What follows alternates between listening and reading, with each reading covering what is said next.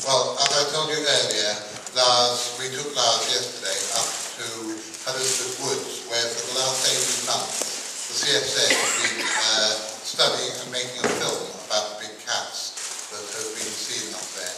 I wanted to bring up those of you who were here last year will know Emily Taylor, who is the teenage girl who's been starring in the film, who's been doing big cat research. She would have been here this weekend, but sadly she's really ill, and we all hope and pray she'll get better soon. But Lars went up there. The idea was for Lars and Emily to go up there, and I was going to film it. But Lars went up there and they collected various samples of hair from brambles. Come on, Lars, come tell us the story.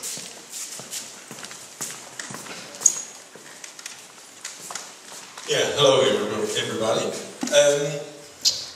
Yes, we went up with Jonathan, and we've also been up to the forest with Andrew Perry and his friends and collected various hair samples. I've been doing some analysis. You heard some of it already the first evening: badgers and women's hair and dog hair and water voles and various bits and bobs and pieces. So, but this morning I started analyzing some other samples, some of them found by me and some of them found by Andrew Perry and his friends. And lo and behold, could we have one of these pictures of the hairs, please? Well, this is this is the main sewer pipe outside of Woolsey.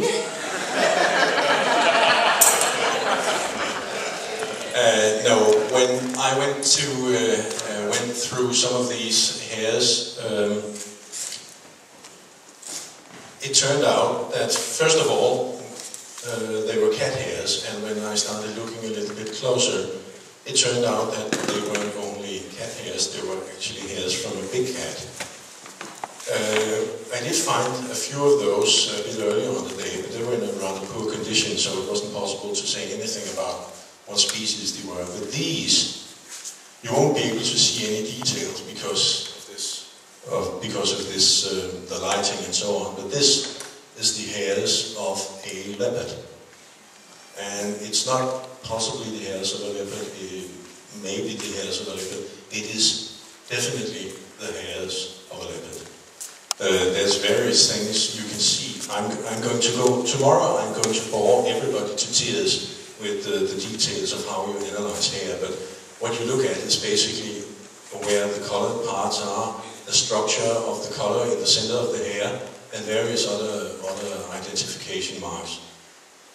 Let's try for one of the other pictures. They might be a little bit easier to see.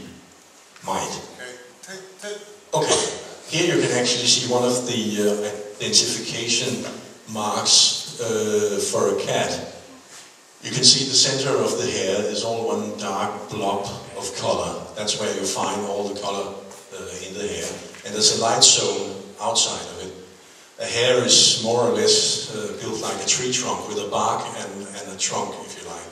The trunk is where all the color is, and the light zone is where, that's the bark. And the borderline between the bark and the colored zone is very rough and uneven. You can see little notches and things sticking out, especially on the top side.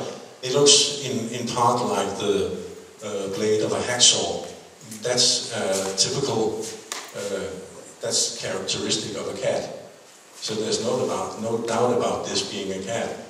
And there's various other diagnostic features. I won't go through all of them because then everybody will fall off their seats with boredom. But this is the hair of a leopard. And altogether we have some. This morning I told Jonathan we had some 8 or 10 leopard hairs, but I've been going through all of it now, and we have some 30 hairs from a leopard. So there's even, should anybody want to verify this, there's lots of hair for them to go on. And if they will leave the hairs alone, there will also probably be enough material to make a DNA analysis to make, well, just to put the final nail in it. But as for me, there's no doubt about it. This is the hairs of a leopard, which also mean that at least one leopard has been walking around the woods up here and judging from the state of the hairs within the last couple of weeks.